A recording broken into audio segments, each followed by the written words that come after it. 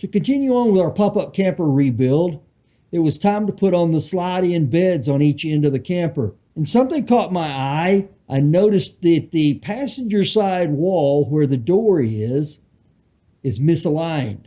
At some point in time, this was aligned. I don't know what happened, but this misalignment is bad. The problem with this wall and this misalignment is that the cabinets that I built inside serve to hold this wall in a vertical position so that it won't move. With this misalignment, the door won't be able to function correctly and the slide-in beds won't be aligned. So I took a lot of measurements because I wanted to know exactly what was misaligned, what was going to have to be taken apart, what was going to have to be adjusted, and exactly where the misalignment was. Next was removing parts that were going to have to be replaced to get the wall straightened back up and to get these boxes square. I really wasn't wanting to disassemble anything, but since I had to anyway, I wanted to make sure that the finished pieces did not get damaged. My tools in this case were going to be a hammer, a pry bar, and a sawzall to be able to cut out all these frame members and get everything squared back up again.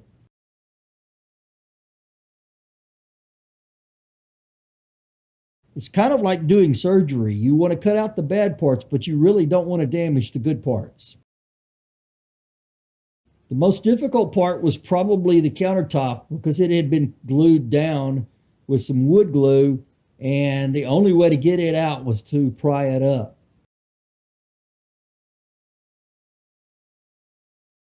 Now I was going to have to pull in the walls and square them up while I braced them in place.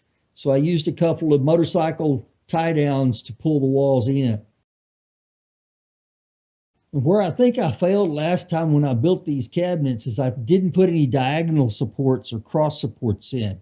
So as I'm building them this time to keep everything square, I'm putting in shear plates and diagonals to keep everything square. Once all the framing was screwed in, I released the tension on the straps to make sure that the walls were going to stay exactly where I had put them. Now it was time to put all the exterior finishing paneling and trim on, and then paint it all up to match and put the cabinet door on and glue on the countertop. And now that everything is square, I can put the bed slides on like I intended to do in the first place. As much as I didn't want to take this apart and do this job now, it had to be done now before I put the beds in. And I'm glad I got it. The walls are square and they're parallel, and the bed slides are on. Now we got to put the beds on. Thanks for watching. I've got more to come.